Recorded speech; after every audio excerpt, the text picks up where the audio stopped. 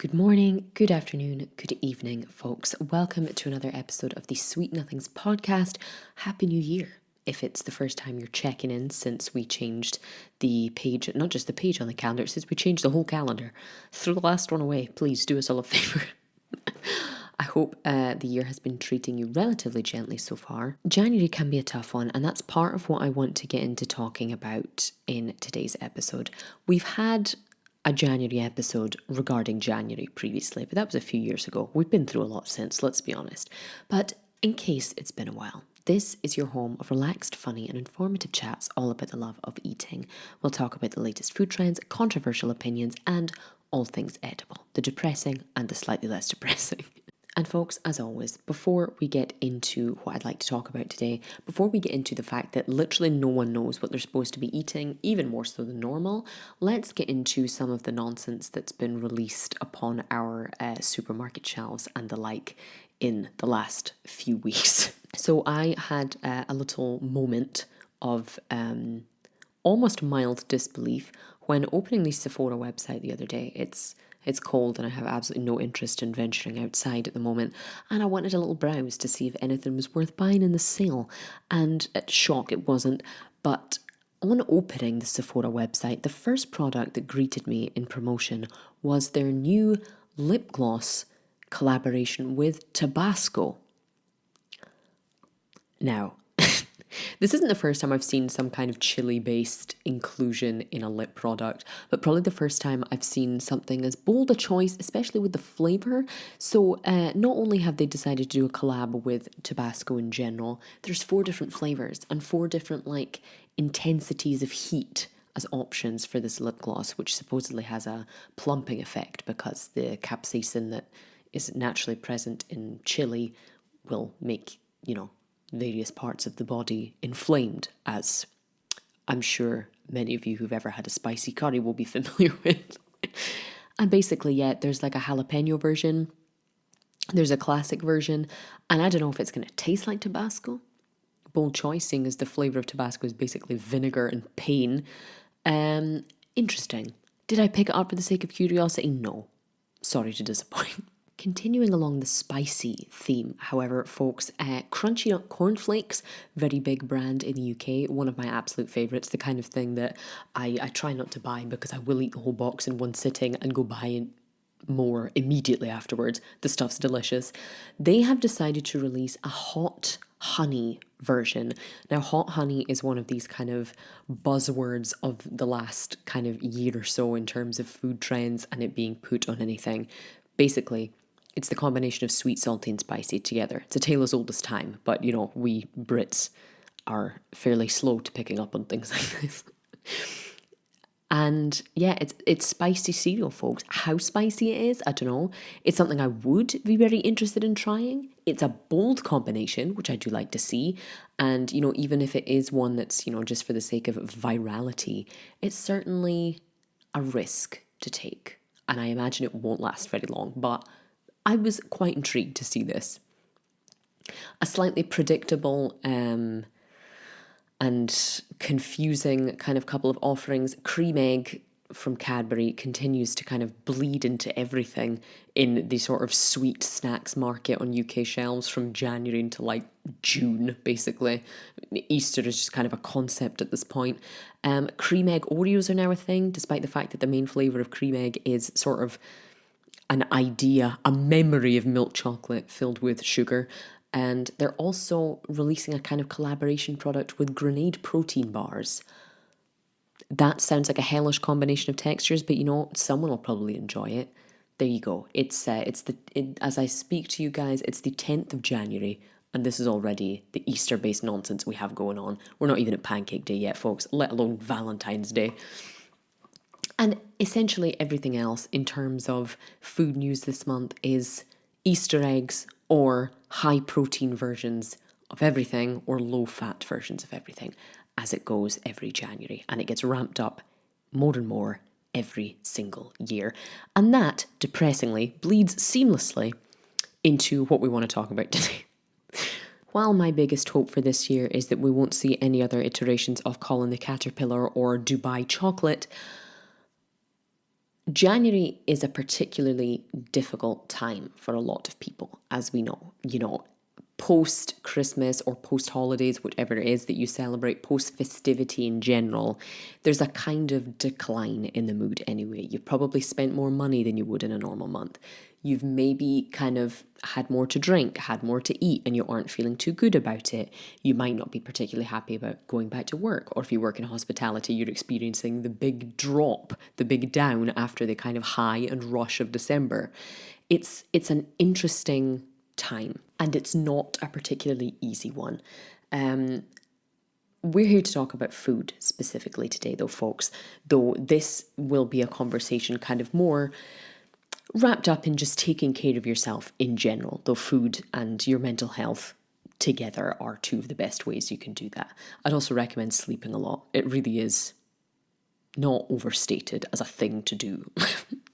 January bringing this kind of jarring combination of things to the market is one of the things that I think leaves us all very confused and torn and just a bit kind of bleh every year. And I'm not joking when I say it's kind of ramping up more and more every year. I hate to sound like your granny who, walked to school in 5 meters of snow every winter and, nothing cost anything and now everything's exaggerated, and she used to get a lump of coal for Christmas and now people get iPads and trips to the Burj Khalifa. I don't know. I don't want to sound like that. But it really is getting worse. The kind of consumerism and fast-paced nature of everything is making an already tiring month and tiring topic of conversation even more exhausting. What am I talking about?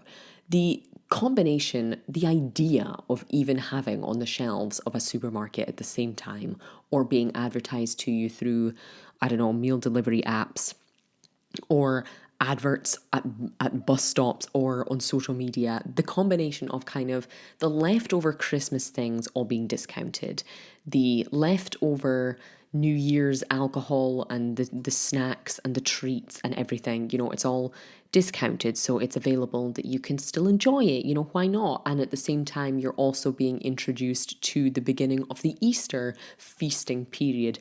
Apparently, Jesus has just been born and they're bringing out the mini eggs, but you're being kind of bombarded from both angles with the idea of feasting while simultaneously being absolutely assaulted with all kinds of messaging about, fasting in place of feasting and everything being diet food, selling to you at the same time kind of flavored low-fat cottage cheese and a bag of mini eggs. What on earth are we supposed to do with all this? It's no wonder that no one knows what to eat generally, but especially the first month of the year. Supermarkets can completely paralyze us with choice. Even meal delivery apps make what was once a nice kind of calming experience, the takeaway, feel overwhelming. There's just too much going on. And let's not even start on the menace of social media, people at your workplace, and everything else bombarding you with lifestyle changes, diet trends that come along and change ever so slightly every single year. It's in the last 5, maybe 10 years alone, just to kind of recap on what we've brushed upon on previous episodes when talking about diet culture's greatest hits and, alternatives to the January diet. But, we've been pushed towards veganism for the planet, for the animals, and of course for ourselves. We've been, told that also at the same time going gluten-free is the way to do it, despite the fact that these things often don't pair very well together because, being vegan without access to gluten at the same time would be a truly, truly restrictive affair. And everything's becoming about the gut and probiotics and fiber and things like that, which is all very well, but can also be extremely overwhelming and very, painful and ghastly for a lot of people. We then started to kind of see and feel the impact of all of the intermittent fasting messaging, whether it was the 5-2 diet or eating everything within a 6-hour window, an 8-hour window, a 10-hour window, not eating in the morning or not eating after 5 o'clock at night, because this was supposed to improve your metabolism, it was supposed to increase your focus, help you sleep better, when really it was all just a very kind of regimented way of reducing your calorie intake and thus making you lose weight as a result. And that, of course, was going to be difficult if you wanted to follow the advice of the other people who tell you that you should be eating 30 grams of protein every 4 to 5 hours, which, it was the message sent to kind of sustain your muscles, to sustain your brain. But that, again, kind of begins to become the snake eating its tail when you're then reminded of the vegans telling you that too many animal products, the things which are cheapest and highest in protein, is harmful. And you shouldn't be doing that to your body, no matter what the protein intake is like. You're doing yourself more harm than good, the planet more harm than good, and of course, the animals more harm than good. And that's all before you get into the ethics of, all of these things individually. Where your food comes from. Is your food organic? Is your food sustainable? Is it traveling too much? Is it seasonal? Is it something that's been sprayed with pesticides? Is it something that's doing damage to certain communities? Is it something that's doing damage to certain breeds of animal? Is it something that's doing damage to one industry because you're supporting another? It's, this is all, again, before you consider how you'll be perceived by your peers or people on social media for the way that you eat. It is beyond tiring. There's always some way to be better. There's always some way to be healthier. And there is always someone who's going to tell you that their way is the right way and the other way is the wrong way. And it's just an endless regurgitating cycle of the same thing every year in a slightly different costume.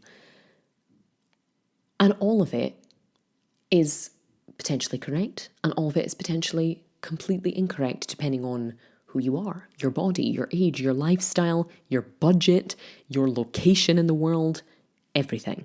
And, all of this confusion is bad enough when it's just kind of being contained in your own head, in your own thoughts. But the overarching theme of all of it, and it happens every single year, the kind of, pushing to overindulge during the festivities. Why not? You have some time off or you don't have some time off. It's Christmas, have a drink. It's New Year, have a drink. Buying way too much food, eating way too much food in some kind of weird, masochistic, both financially and in a dietary sense, thing that we do to ourselves every single year. Which then is naturally followed with this weird wave of kind of shame, judgment, and almost an odd and very boring form of puritanism that arrives in January. What do you mean you're not doing dry January? What do you mean you're not training for a marathon? What do you mean you haven't rekindled your relationship with your gym membership? What do you mean you haven't started eating baked chicken breasts and salad at least once so far this year? And that could come from people in the office or in any workplace, just constantly talking about how they feel about their bodies, constantly talking about what they are eating, what they aren't eating, comment on what you're eating or what you have with you. It could be your family that make the comments, because that's also an inevitability pre and post festivities. It could be your partner. It could be your friend group. It's, you may even have people questioning your decisions online if you're the kind of person who posts anything about what you eat. Some people will think you eat too much. Some people will think you eat too many carbohydrates, too much protein, too much fat. Some will shudder as you pour cow's milk into your tea. How on earth are you supposed to know what is right or what is wrong? The judgment from others will then seep into everything that you're thinking. If you weren't thinking it already, I imagine if you found your way to this podcast, you might be that kind of person, much like I am anyway. You'll question your own hands as they pull ingredients out of the fridge, on health, on trendiness, on price, on ethics, on everything. And there is no straightforward solution to this. And this is kind of why I want to talk about it today. The message should, rationally, logically, though we are neither of those things as human beings, should be as simple as, eat whatever you like and then just stop when you're full. And if only things were that simple, folks, no one would have any problems ever. It would be like telling people, stop spending money, save it. Solid advice. Does it work? No. And, I speak about this not just from the perspective of people who may have issues or history or present experience with any kind of disordered eating or mental issues, but also just the average Joe. It's, it's healthy to question our own choices. It's healthy to question our own decisions, to be introspective in weeks where, we have more wine than water just because we've been invited to various events, or it's just been one of those weeks. You forget to have a vegetable for a few days. It can be good to think a bit more before doing certain things. Obviously, I don't think anyone would disagree with that. However, we should, in my opinion, I'm no doctor, I'm no nutritionist, be spending just as much time allowing food to be the nourishing pleasure that it is, instead of just part of an equation, or even as some kind of punishment for our past behavior, some kind of penance. Life is difficult enough, especially, as we get older and as we get busier. And nowadays, more so than ever, we have more stimulus and stress than anyone in any period of human history has kind of had all at once, despite the fact that actually not much may be going on in your life, if that makes sense. Your brain is full of work, family, relationships, your children, your friends, your hobbies, your goals, your chores, schoolwork, and everything. The more mental load you can reduce, the better. And I think that has to be something we tell ourselves, especially in the darkest, coldest, and probably skintest month of every year. If that means having 4 slices of bread and butter for dinner more than one evening a week just to relax, do you know what? I'm not going to take anything away from you. Anyone questioning your diet, including your own conscience if it's getting above its station, that isn't a qualified medical professional, should do the same and do you the kindness of shutting up, is how I feel about this. Focus as much as you possibly can before anything else, before studying, before eating, before sleeping. Focus on minimizing your stress and stimulation levels, and your body will thank you for it more than any other dietary choice. I don't want this to sound like I'm trying to become some kind of, completely unqualified health guru. I'm not. But what you can do outside of your kind of relationship with food and with eating and with cooking will affect it when you do approach it, and the more you go to food and nourishment and nutrition in general with a neutral attitude, with an open mind, and with positive feelings towards it, instead of stress, punishment, constantly doing maths in your head, the better, without a doubt. And January, much like a couple of other months of the year, like September for me is another one, for example, brings with it a kind of instinctive desire to start fresh or to start anew. And, whether that's because it's marketed to us constantly like this from the day we're basically conscious to death, I don't know, it could also be a natural thing. It could be something about the changing of the seasons in September, for example, or the kind of connection your brain still has to going back to school or to university from when you were younger. There are certain times of the year when you want to change things, and the post-festive period is a very common time for people to want to do this. It's the first page of the calendar, it's the first month of the year, it's totally understandable. But what I will always say as a kind of thing to attach onto that is it's still the bloody depths of winter for the entire northern hemisphere, folks. For those of you in the southern hemisphere, honestly, don't know. Any Australians or Kiwis or South Africans or Argentinians, anyone in the comments, let me know if the vibes are the same where you are in January. Maybe not. Maybe you guys have this moment in, I don't know, May. That's a whole other podcast. Anyway,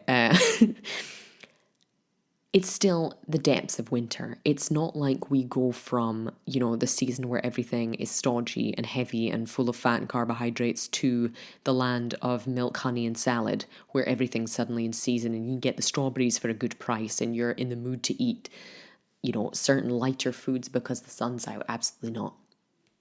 I'm from Scotland. The only things that continue to grow traditionally where I'm from, tatties and turnips, carrots, a parsnip here and there. It's not like you're getting the fresh oranges and the pomegranates that you would find in southern Europe at this time of year, delicious though they are. Even in that sense, go easy on yourself. Your body will still naturally be craving hearty foods, Because it's bloody cold outside. My parents have been under feet of snow for a whole week now. Can you imagine their faces if I asked them to drink an innocent smoothie instead of having a nice cup of tea and a couple of biscuits? Behave yourself. It's still getting dark very early and remains dark for a long part of the morning. That's not going to push you to want to go and run 5 miles. In fact, I hope it doesn't. There are certain things that need to be eased into this month because yes, you want to start fresh, you want to change everything, new year, new you, but the weather and the vibes are very similar to what they were 3 weeks ago, 6 weeks ago, even 10 weeks ago, depending on what part of the world you're in. So I say this to mean be gentle with yourselves. Absolutely. When the spring comes, you can do whatever you like. You know, spring in Scotland arrives sometime around July, but and you know, I would also emphasize the main kind of message to take away from this today, if you can, and I say it also to remind my bloody self at this point, that this kind of desire, whether it's instinctive or learned, to start fresh, to renew things, to change, can manifest itself in many, many healthy and productive ways that have nothing to do with your diet and have nothing to do with your body image.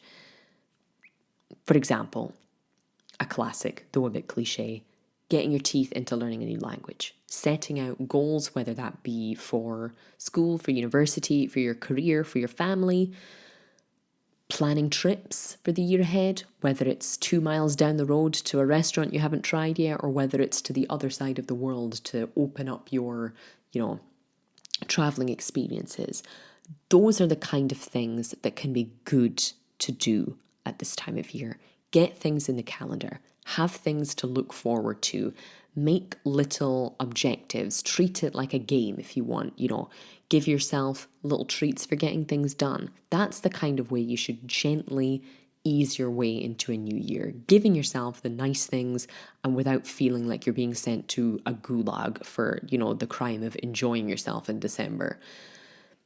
For example, for me, 2026, I would very much like to kind of be a bit less casual about my casual French learning. I think I said the same thing on the podcast about my Spanish learning a few years ago. And while my understanding is just fine, could I have a conversation? Absolutely not. That's my own fault, folks. I'd like to be more focused on my French learning, especially with the vocabulary. I would like to write more this year. I wrote a lot at the end of 2023 and the start of 2024, and then it just completely fell off a cliff because I started a new job and I was very focused and anxious about that, and it just kind of took over everything.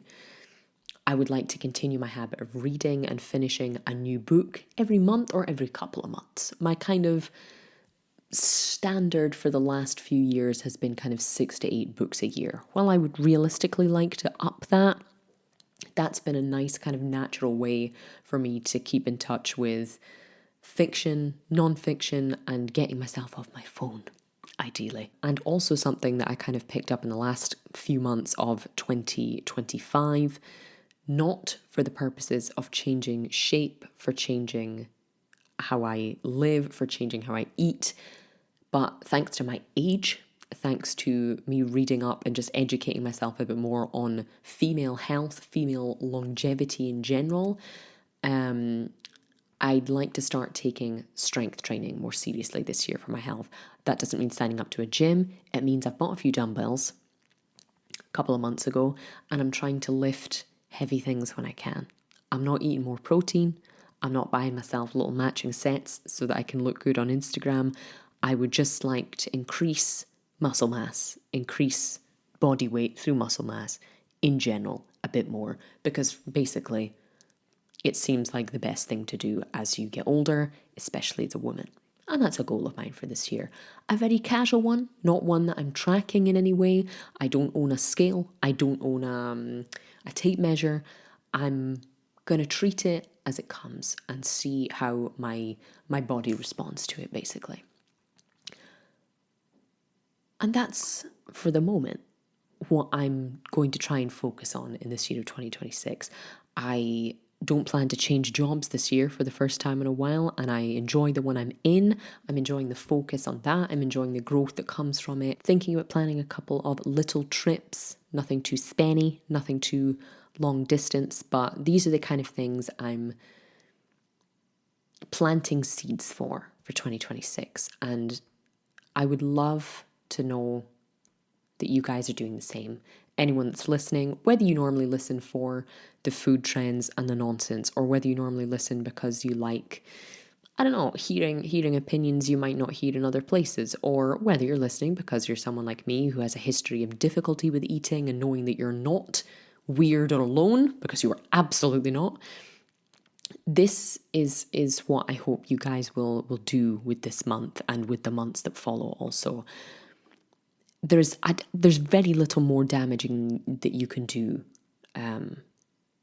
than kind of attacking how you look or how you feel about yourself physically, mentally, restricting yourself in any way, making drastic changes. It's not the time of year to do it, and it's not a very healthy thing to do without supervision anyway. So, as I say, my advice is to focus on yourselves, on the interesting parts of yourselves, on the exciting parts of yourselves, not on your physical appearance, not on some kind of weird puritanical way that you may or may not be eating.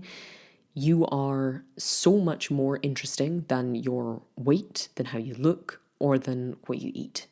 If you'd like to get into cooking, I think that's a fantastic goal to have. If you'd like to try new restaurants, to try new cuisines, to try something new every month in your kitchen, to sign up to some weird, obscure subscription box to try something new every month, there's a million ways you can enjoy food and diet and lifestyle and nutrition that don't have to be tied to negativity.